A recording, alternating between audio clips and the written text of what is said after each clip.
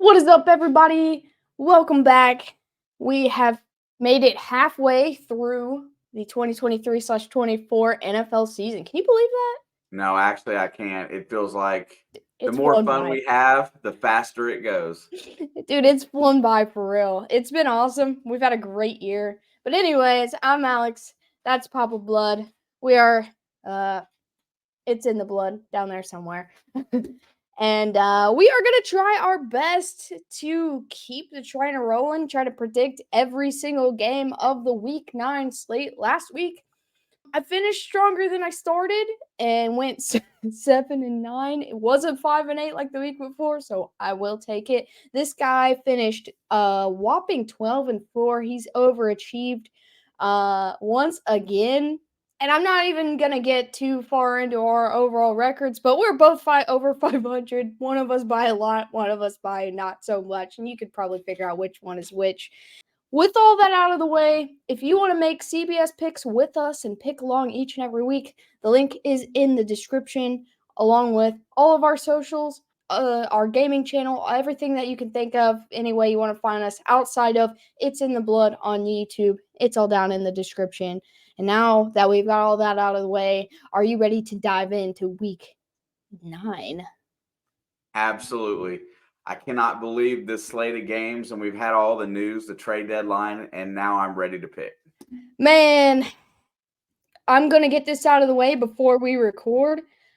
I may do really good, I may do really bad, and either way, I'm fine with that because I think we've got one of the best full slate of games that we've had in a while. Some people will probably argue that, but I think we've got a great list, and I think we're going to have fun Thursday, Sunday, and Monday.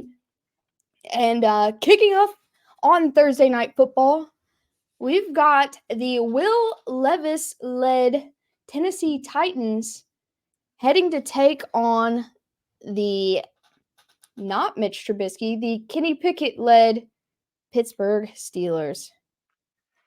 Yeah, it doesn't matter who quarterbacks for Pittsburgh this week. I think both guys are pretty much the same as far as ceiling and floor. They both could be disastrous. They both could be good. The big problem that I got in this game is I don't like Tennessee on the road. They haven't won a game on the road this year. They're a totally different team away from Nashville. I like Will Levis. I think he had a great start.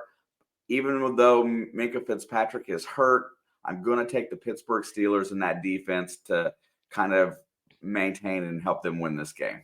Yeah, I'm with you. I know DeAndre Hopkins popped up on the injury report list, and shout out to Will Levis, man. He had a great debut. 4 touchdowns. He looked really good. I think DeAndre Hopkins this injury is a toe injury. If he doesn't play, I think that's going to be his safety blanket right now. And you can't even argue that DeAndre Hopkins is that kind of guy that you should be able to throw anything to, and he should be able to catch it. I'm not saying that injury alone is going to deter me, but I like the Steelers at home here for reasons like you said. They're not good on the road. Other than that, these two teams statistically kind of have matched up offensively and defensively around the same, even with Pittsburgh's elite defense. So without Minkah Fitzpatrick, they might be able to move the ball a little bit more, but I like the Steelers at home to get the dub. Moving on to our second game of the week, one of the better matchups of the week, but in Germany for the first time of the year, we've got two teams matching up that are 6-2, and both teams have had a pretty interesting year in different manners. But let's say we bring on someone special to join us for this one. What do you think? You know what? Somebody other than you makes my day sometimes. Somebody. This guy. All right. Without further ado, everybody, here's the one and only, the man, the myth, the legend. It is a Pizzle 90. Football freaks, gridiron geeks, have no fear. A Pizzle is here in the flesh, baby. Let's Alex, go. Shane, it's in the blood. How we doing? How we Doing feeling, good, bro. boy? Oh my God. Guten Tag. Guten Guten Tag. Tag. We are happy to have you, man. We haven't had you actually on here with us before, so this is a special day for us. First time for everything. Hey, that's right. Definitely Yes, not the sir. last. Love Sorry, it. Papa Blood, you got kicked to the curb down here. No, He's no, no. the, This is all about fish and Chiefs. you know what? Well, I'm not really a big fish fan, but I'm not gonna sit here and disrespect the man of the hour, Pizzle. Go ahead. How you feeling about this matchup? 6-2 Dolphins for the first time in a hot minute. First time in almost 20 years. Last time we were 6-2. Jay Fiedler was our quarterback. Fiedler on the roof. Yes, And now we sir. got Tua. We got your boy Tyreek. This is his revenge game of some sorts. I don't know what he needs revenge for, but yeah. Well, I mean, there was rumors that he was going to get re-signed by you guys, but now he got the big deal with us last year. And You know, I'm happy for him, man. As much as I loved him, I still love him. I'm happy the for him. cheetah. The cheetah. Gotta love him. Yes, sir. But yeah, this game is going to be exciting. This is going to be an absolute knockdown, drag out brawl. It's going to be an absolute shootout. I cannot wait to see it.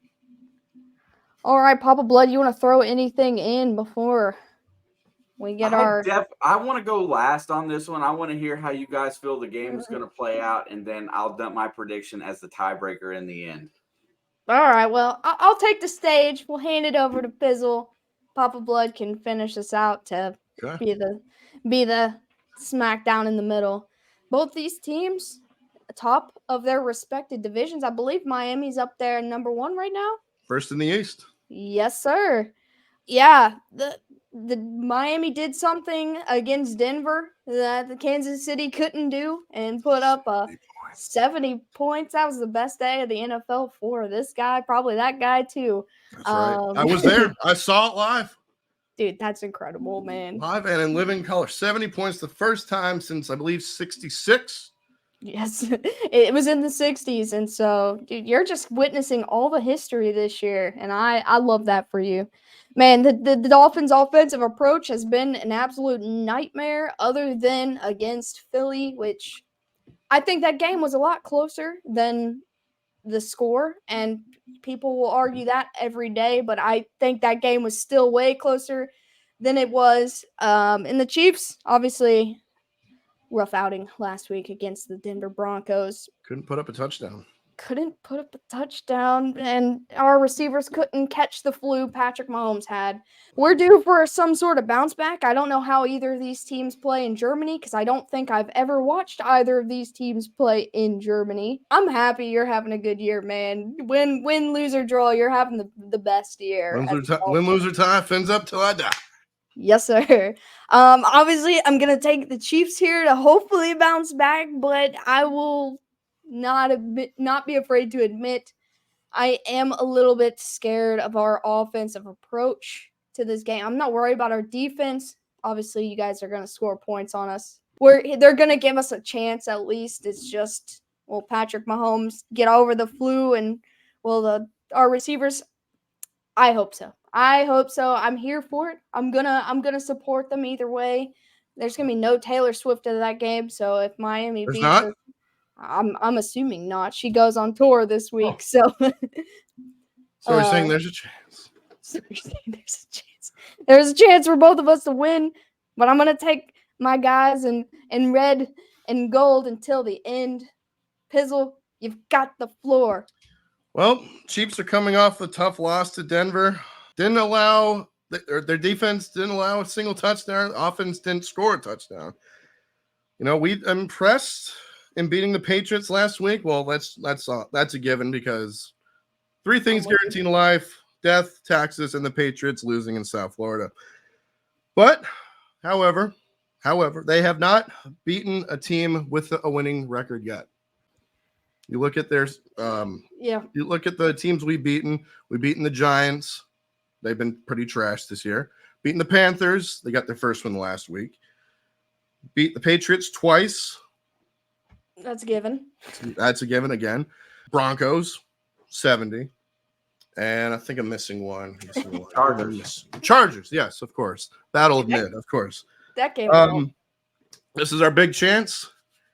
I'm going with my boys. I think we got a chance to shock the world. Have a chance to shock the reigning, defending, undisputed Super Bowl champions. This is our chance, and I like our odds. Bro, I don't know how you're not in radio. You got the voice. You got it, man. He's got the announcer lingo down. Dude, I would listen to your radio channel all day, every day, man. I got the face for it, too, from what people say.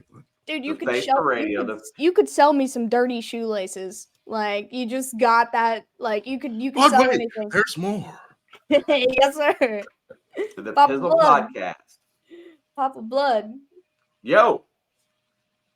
You know what? I sit here and I listen to both of y'all spew out some pretty nice facts. Miami 6-2, Kansas City 6-2.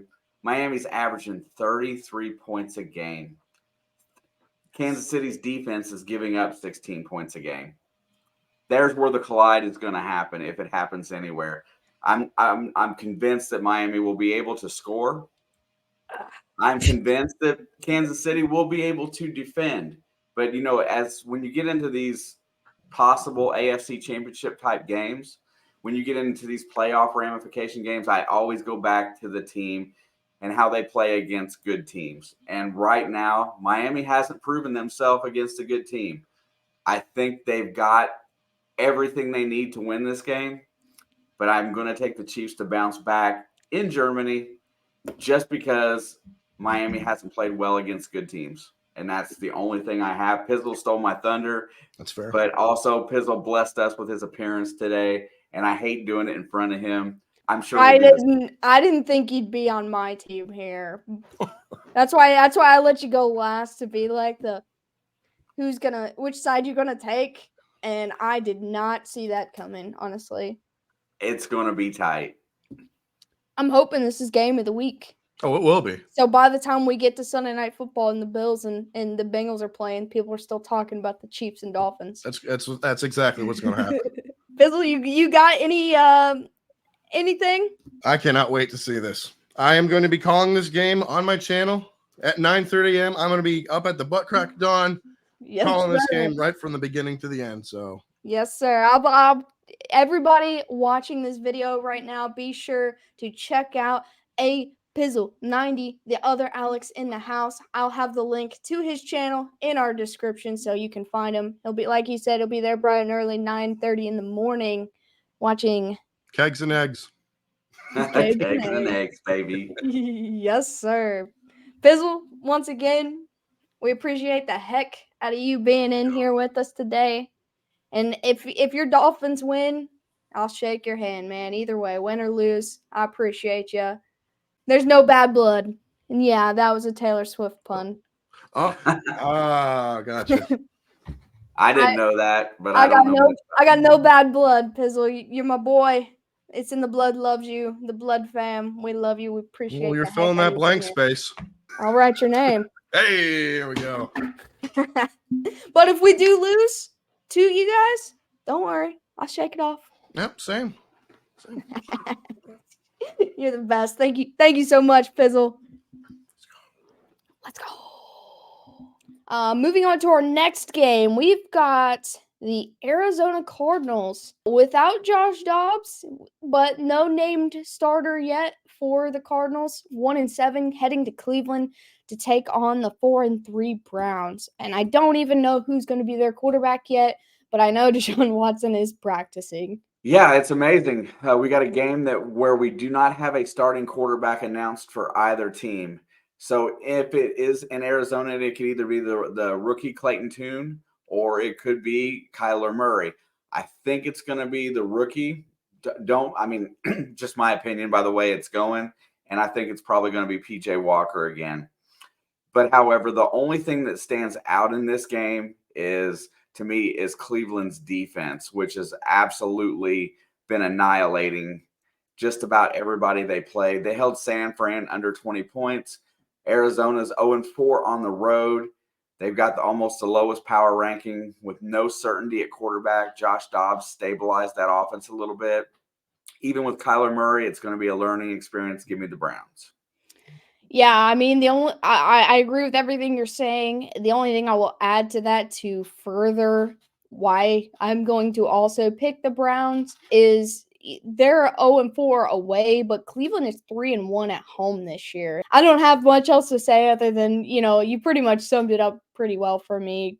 That defense, if it's a rookie, I feel bad for him. If it's Kyler, it's basically like a preseason game, working his way back into things. And so I don't like his odds here. I don't like either quarterback's odds here on the road. So I'm also going to take the Cleveland Browns to get the dub. And that'll put the Browns at 5-3 with a win. That division, man, is just crazy. But let's keep it rolling. Moving on to the next one. We've got the 2-6 Bears heading down south to take on the 4-4 Saints. Boy, I bet the Raiders right now wish they had Derek Carr back and they hadn't let Josh McDaniels run him out of town. With that being said, Derek Carr's finding a little bit of rhythm. Alvin Kamara is getting back into the swing of things. I think New Orleans is kind of fixed to go on a little bit of a run here. They've got all the pieces on offense. Chicago, I don't know what they're doing on any side of the ball right now.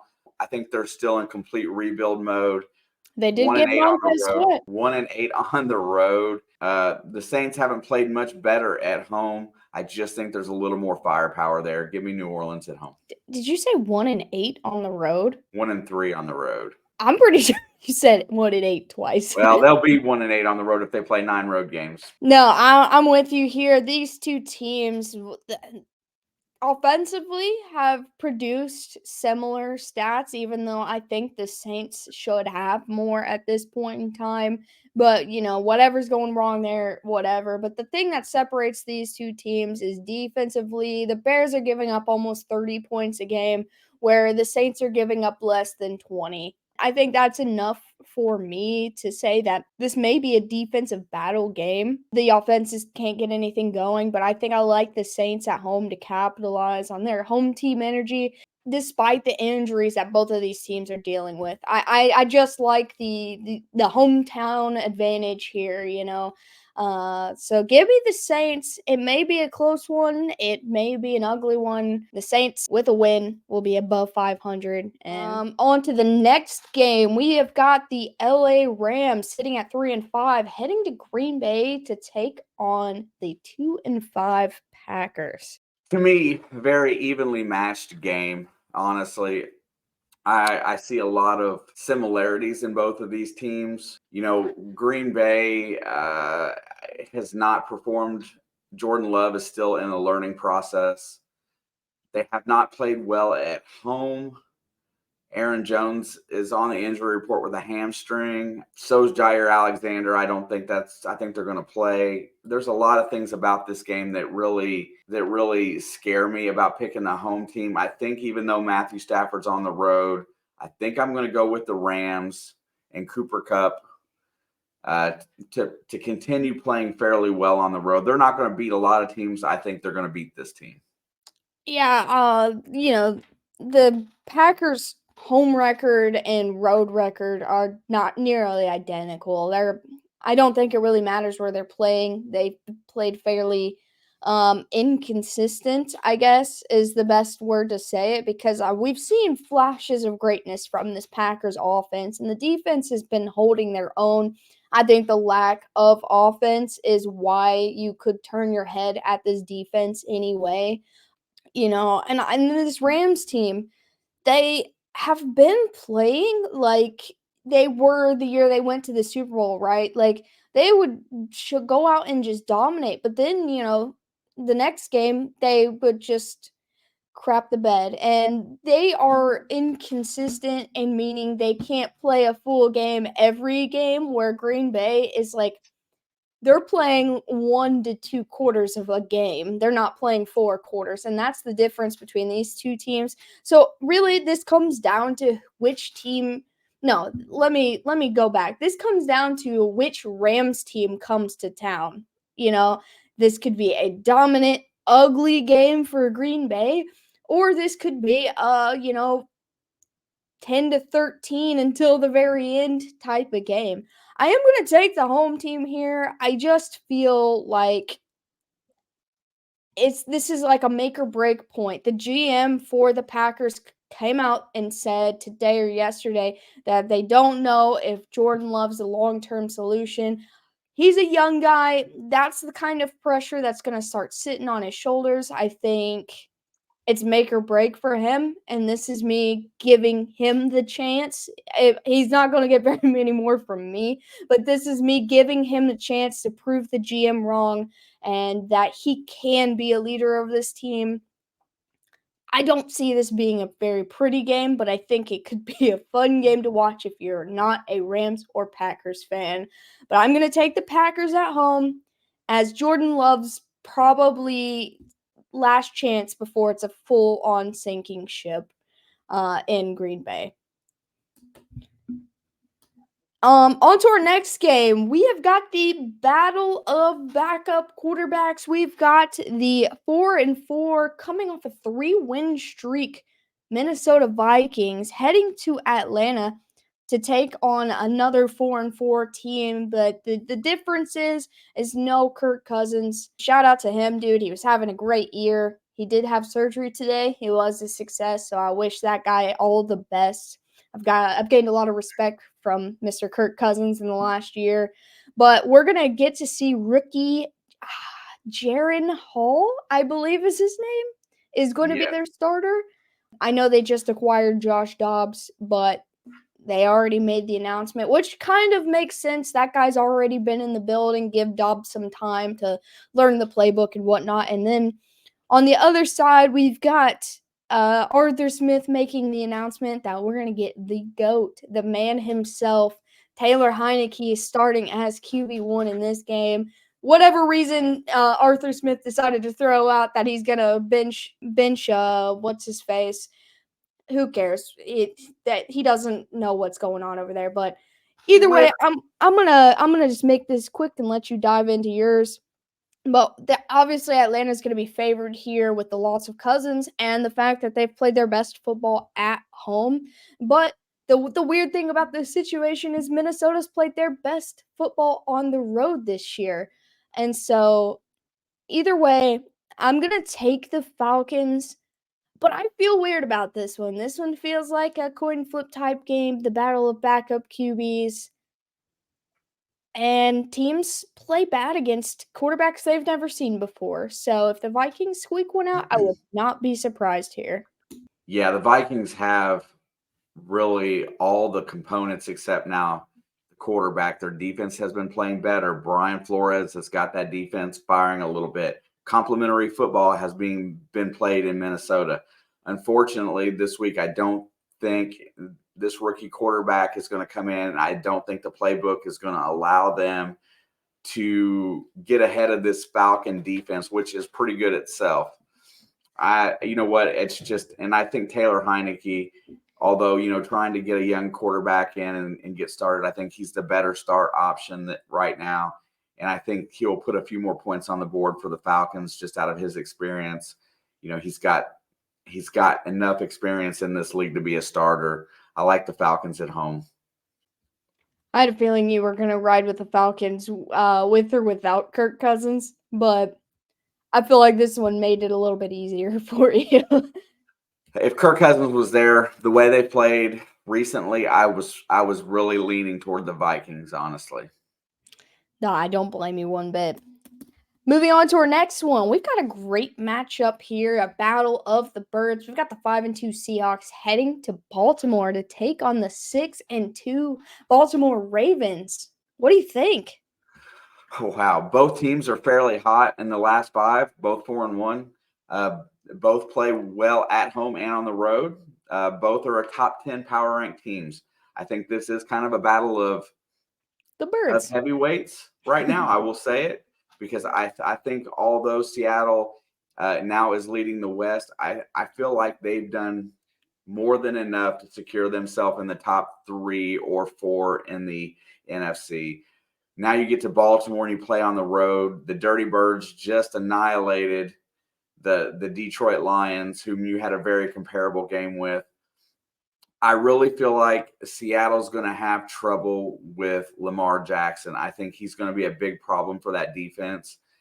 And I honestly feel like that Lamar is, and this is the first time I've said it this year, is playing at MVP caliber again. I don't think Geno is quite playing at MVP caliber. The Ravens defense is stiff at home. Give me the Dirty Birds. Honestly, like, I couldn't agree more. I really admire this Seahawks team, what they've done this season offensively and defensively, and at the trade deadline, going and getting another piece to add to that defense. You can tell that they want to contend, they want to play well, they want to win football games. This Seattle team is playing just as good on the road as Baltimore is playing at home, so I like to see this to be one of the better matchups of the week. Now, with that being said, it could end up being a one-sided affair like the Baltimore's matchup with the Lions last week. I don't think so, but Lamar Jackson has only lost one game in his entire career against NFC teams. So I don't see him folding over no matter what this Seattle defense throws at him. And like you said, the Baltimore's D has been playing pretty lights out lately. And so I like Baltimore to get it done at home and extend their record to 7-2. I know you don't like to hear that, but It is what it is. they're respectable right now. Like, it's time people take them seriously and at least respect them. Absolutely. But no disrespect to Seattle, though. Like, this is just a tough place to play. Moving on to our next game, I can't wait to see what you have to say about this one. We've got the 3-4 Tampa Bay Buccaneers heading to take on the 3-4 Houston Texans. This game is so similar to the last one that we just talked about in my mind that it's not even funny. CJ Stroud's having a phenomenal rookie season. Tampa Bay's kind of finding their footing with Baker Mayfield. They have not really assimilated a good running game yet. I think that's their biggest downfall. They're one-sided. Started the season pretty well, but they have struggled as of late. 1-4 in their last 5. I like CJ Stroud to rebound from losing his game against Carolina last week, and I look for them to get the home win. Give me the Texans. I'm happy. Defensively, these two teams have been playing very similarly. Like you said, Tampa Bay's played on the road just as well as Houston's played at home. Baker looks better, and CJ Stroud is continuing his campaign for Offensive Rookie of the Year, which I think he's got a fair shot at. It's still too early in the season. We got 10 more weeks to go or whatever, and 9 more weeks to go. And so, both these teams kind of match up a little bit. Evenly matched, it feels like, but I do like the run game in Houston a little bit better than I trust the Buccaneers run game. And also, the Texans have just scored more points this year as a whole. And so, with that being said, I'm going to lean towards the home team, which, if you haven't noticed, has been my biggest trend of this week for the most part. And I do like the Texans at home. This puts them at 500, and in the division they're in, they still have a shot. I know Jacksonville's really hot, but Jacksonville's on a bye week, so this is the best time for, them to try to take advantage of that and make up some ground. Moving on to the next one. We've got the 3-5 Washington Commanders, who just kind of had a little bit of a fire sale on their defensive line at the trade deadline, which I still can't believe that. But heading to New England to take on the 2-6 Patriots. Really hard on this game, and the trade deadline stuff made me a little bit more confused about Washington's intent as a team this year. These two guys that they traded away were both having good seasons. They were both in the last year of their contract. Look, I get it. They weren't going to pay them. But to let them go like that, it tells me that, either they're very confident in their backups and the way their season's going. They're not sure that it's worth keeping them around. Or B, they're not necessarily trying to win. I don't know. So I'm a little bit confused at Riverboat Ron and its gambling tactics for this one. I'm going to go ahead and ride New England at home. And I don't have a good reason why, other than I feel like Washington's unstable and are going to lay an egg. Listen, we watched New England beat the Bills, and everyone was like, oh, we thought the Patriots were bad. No, they're still bad. Don't be confused because, look, the Chiefs just laid an egg against Denver. Washington just put up 31 points against the Eagles. Like, you cannot ever, and I cannot mean this more, judge a team based on their divisional performances. Now, that goes for the good and for the bad, and so I'm going to say this right now. They may have beat Buffalo, the guy sitting up top next to Miami. They may have done that, but that doesn't change the fact that they're still 2-6 and they're still bad. Give me Washington on the road. I like Sam Howell more than I like Mac Jones, and that's my whole argument right here. And moving on to the next one. This isn't a divisional matchup, but it feels like it's the same kind of energy as one. We've got the Indianapolis Colts sitting at 3-5, heading to Carolina to take on the Panthers. I know they're 1-6, but they're coming off of that one. And so, how do you feel? How do you feel about this? The one thing I will give to Carolina in their favor is Frank Reich understands this roster that Indianapolis has. Yeah. He knows the roster. He knows the organization. He knows a lot about the team. However, that O-line in Carolina is just bad. And I feel sorry. Bad. I feel sorry for Bryce Young being a small quarterback this year. They have played better. They played a very good game against Houston at home and did get a squeaky win. Congratulations to Bryce Young for getting your first win.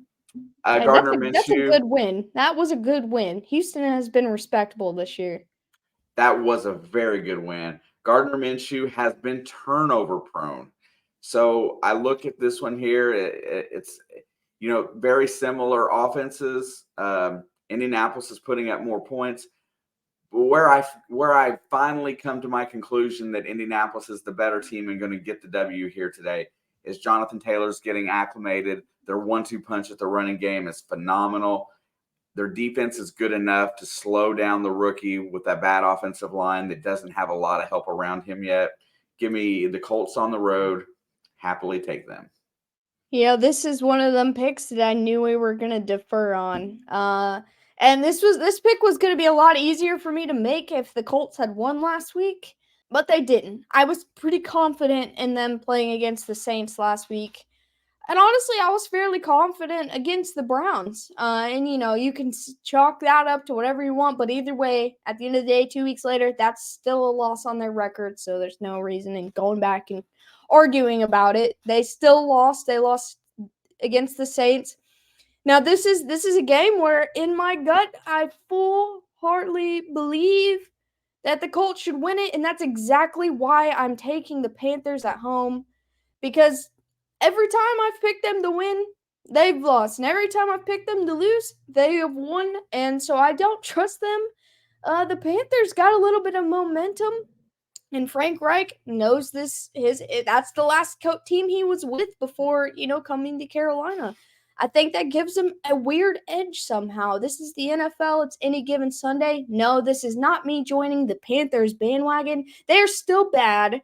But I'm going to pick them to get the dub at home. It might be the last one they get this year. That might be the start of something beautiful. I don't know. But I don't trust the Colts, and until the Colts can show me some sort of consistency, no turnovers or winning football games, they're the most sporadic team all year. And I like that team. I wish them the best. I want to see them do well, but they do the opposite of everything I say. So I'm going to pick the Panthers because this is a game I feel like they should win. Cheapest ticket in the NFL this Sunday. Tickets starting at $35 a piece. Well, I mean, that ain't bad. If I was anywhere near Carolina, I might go for a free football game. Carolina and Houston this week. All right, moving on to probably the one of two games of the week, unless you count the Seattle Ravens one, because that one's up there for me. We've got the 5-2 Dallas Cowboys heading to Philly to take on division rival 7-1 Philadelphia Eagles. I don't know who you're gonna pick.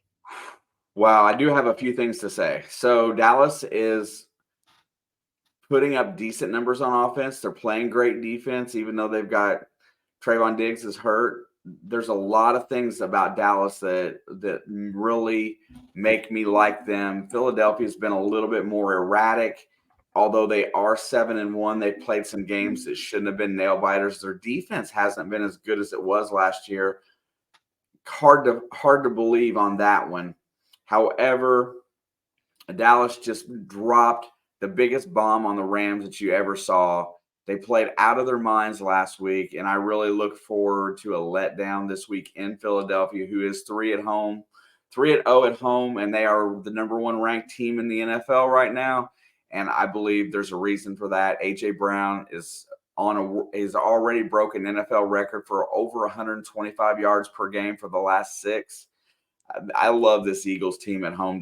Even though something tells me it's going to be stupid close, give me the birds. Yeah, I mean, last week Dallas played in the 1 o'clock slot, so nobody but their fans were watching them play. And then they did really well. They were super impressive. So people had an opportunity to go back and be like, "What happened? How'd they score so many points?" Yeah, but now they're in the 4 o'clock slot this week. It almost feels like the whole, joke about Kirk Cousins in prime time. The more people watching the Cowboys, the more likely they are to do something stupid. And this isn't the team to be stupid around. So I know the Eagles haven't been the most dominant looking team that I think they should be. But I still like them at home better than I can trust the Cowboys. This is not me disrespecting the Cowboys like I do week in and week out. I think this will be a close matchup solely based on both of these two teams' defenses. And I think it's going to come down to who turns the ball over more. And that's the kind of game it feels like. This isn't going to be a clean slate, no turnovers, perfect game for both of these teams. So whoever turns over the ball more is probably going to be the team that loses. And all that could be either team, but I'm going to take the Eagles at home to fly, Eagles fly. Also, here's my dig. I hate you, Cowboys. Moving on to the next game, also a 4 o'clock slot. I didn't realize that the Colts and Panthers game was also a 4 o'clock slot, which makes Right? that a little reeks more. of 1 o'clock. That's an interesting thing. But the next one we've got is the 2-6 Giants. I don't know who their quarterback is. Heading to Daniel Jones. I don't know who their quarterback is because They announced it. It could change by then. When he, sprains his ankle getting out of his car going to practice. But heading to Vegas to take on the 3-5 Raiders, who have recently been freed of babyface McDaniels and their GM and their OC. It is a new day to be a Raiders fan. It's a good day. It's a good day for the NFL because I'm sick of seeing that guy on the sideline of games. But yeah. Devontae Adams, Josh Jacobs are absolutely going to do their best to go off. They're going to lead this young quarterback. They're going to lead this young quarterback to a good NFL performance here. I think everybody on that team has been lifted of a burden. I think that is the reason. Now, granted, Mark Davis, this is his own fault. He played the numbers and went and didn't go with Bisaccia when he should have, and went with McDaniels because, whatever.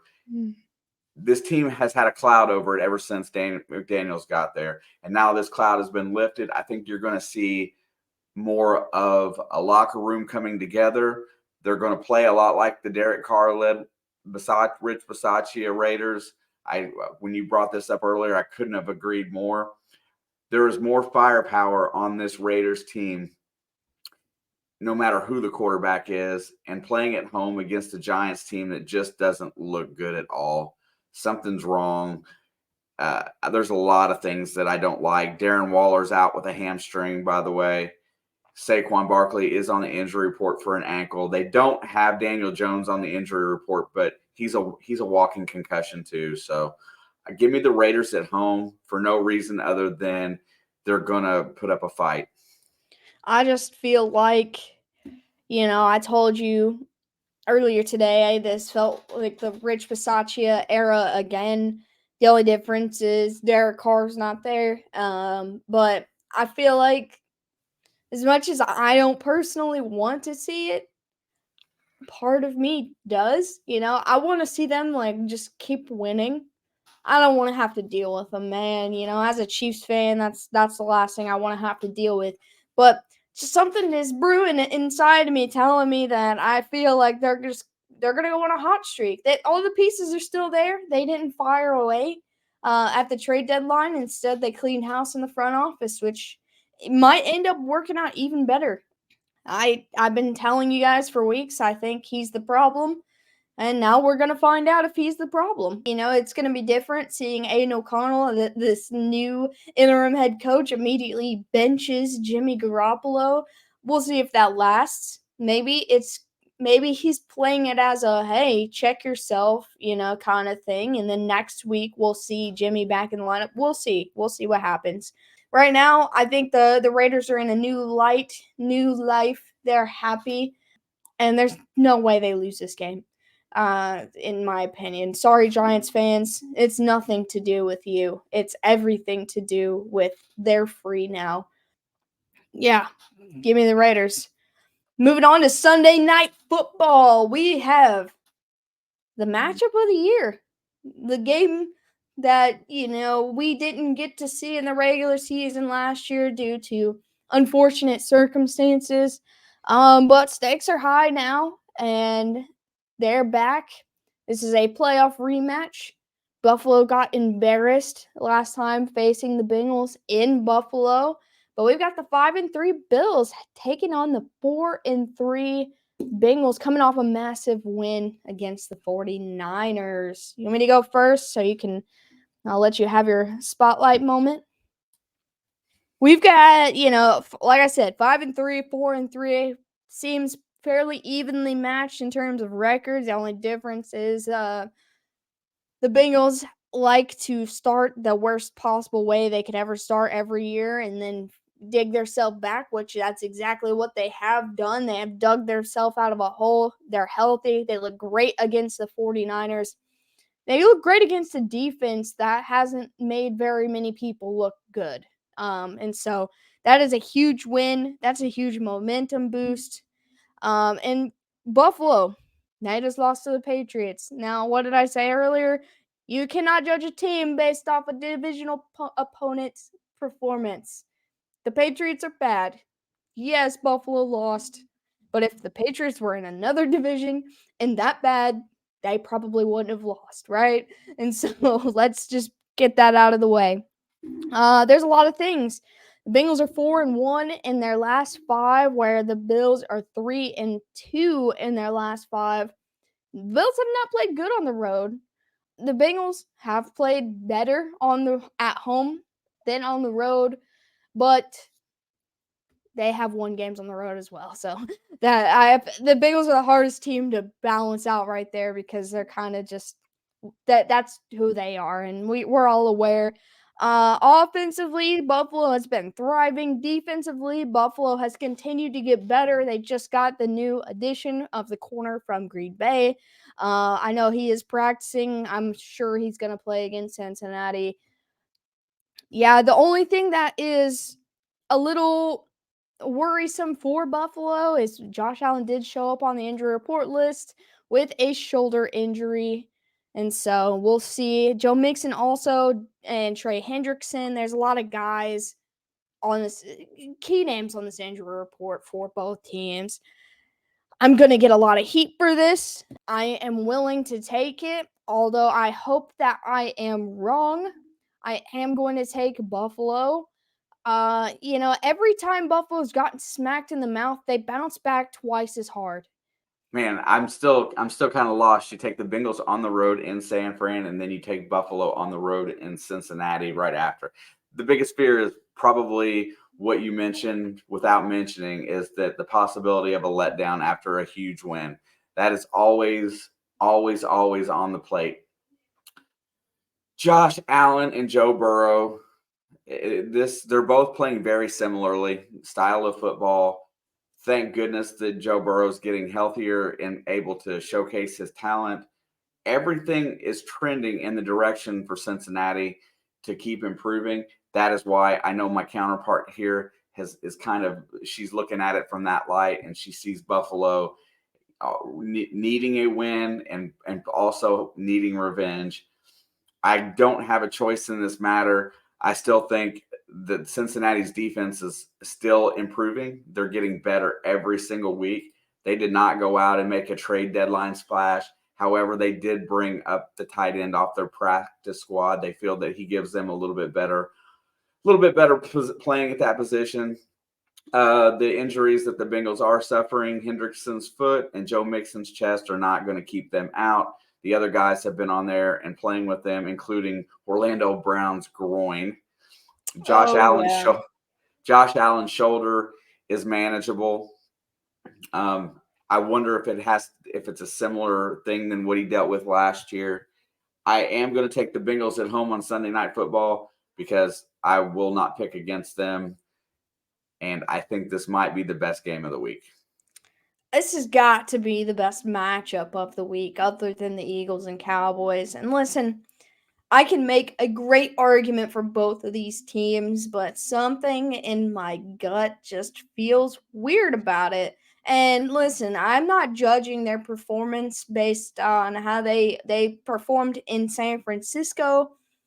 I think the Bengals played up to their potential or almost up to it in that game, but that game to me was more that I knew San Francisco was about to collapse.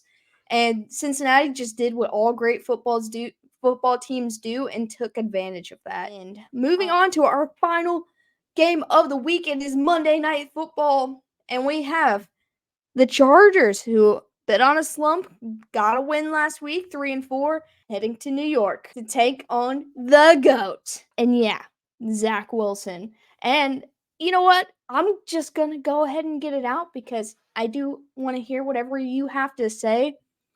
But I'm going to start off on the defensive side of the ball. The Chargers defense, a little suspect. The Jets defense, lights out. And then you go over to the offensive side of the ball. Yes, the Chargers have scored significantly more points this year than the Jets have due to a lot of reasons. Also, they have Justin Herbert. I'm not going to disrespect that man. But my one and only reason that I am going to take Zach Wilson and the Jets at home is because not one quarterback has played well in that stadium this year. So with the Jets defense playing lights out, I think Zach Wilson, Robert Saleh, Garrett Wilson, Breece Hall, whoever it's going to take is going to score enough points to win. And I'm sorry, Justin Herbert. I feel like you're about to have a really bad day in the spotlight. And it might be the cutting ties of Brandon Staley. I would love for your prediction to be 100% accurate. In spite of Brandon Staley, I am going to pick Herbie and the Chargers. Austin Eckler is what makes that team go. He's playing lights out. I know that this Jets defense is top 3 in the league. I understand that, but their offense is bottom 3 in the league, and it's going to take more than just good defense to win this game. I feel like there's enough weapons on the Chargers to get it done. An early 7 points for the Chargers might be enough to sustain the lead. I don't feel like the Jets are going to move the ball very well. Give me the Chargers on Monday Night Football in New York. I mean, I will make the argument that Patrick Mahomes is the greatest quarterback in the league, and he looked atrocious. And the only reason they won is because their defense was actually good. The Chargers defense is not actually good, and that's the difference in this kind of matchup. They haven't played well, but they've got a lot of good pieces on that defense. I'm not disrespecting them. I'm just saying their defense is not as good as the Chiefs, and that is what the difference in that game is going to be. Because I've said it before, I've said it quite a few times actually. Divisions play against other divisions very similarly. So the Chiefs, the Chargers, the Raiders, and the Broncos are all going to play against the Jets very similarly. And I think the Jets have won all of their AFC West games so far this year, except for the Chiefs. And I think they're going to keep it rolling. If the Jets do beat the Chargers, they shouldn't. But if they do, I will be absolutely insufferable once again. I'll never stop. But anyway, that's all we got for week 9. Let us know in the comments how you think we're going to do. We picked a lot of the same teams this week, a lot more than we did last week, and hopefully that doesn't hurt me any more than I can hurt myself. We just got a great week of football, man. I'm so excited. Like I said at the beginning of the video, any of our plugs, or if you want to pick along with us, are down in the description. Be sure to hit a like and subscribe on this button. On this button. Be sure to hit the like and subscribe button. We appreciate you. I'm Alex. That's Shane, aka Papa Blood. We are It's in the Blood, and we will see you guys on the next one. Boo, boo, boo, boo. I'm sick of being cautious. I'ma go cause something, can't stop this. I'ma steal everybody's lane, call it shoplift. Sick of hearing everyone complain when they thoughtless. Taste the pain, it's like candy canes. It makes me go change into a better frame, into a better name. Society's insane, we all live for fame. Yeah. Cash in the bag, stadium packed. Born a rock star in this life, gon' live it up on the attack. Baby, I'm bad. I just wanna get caught up in this life. I'm crazy, I'm mad. Do it no cap. Only God wants you, better go live it up. Cash in the bag, stadium packed.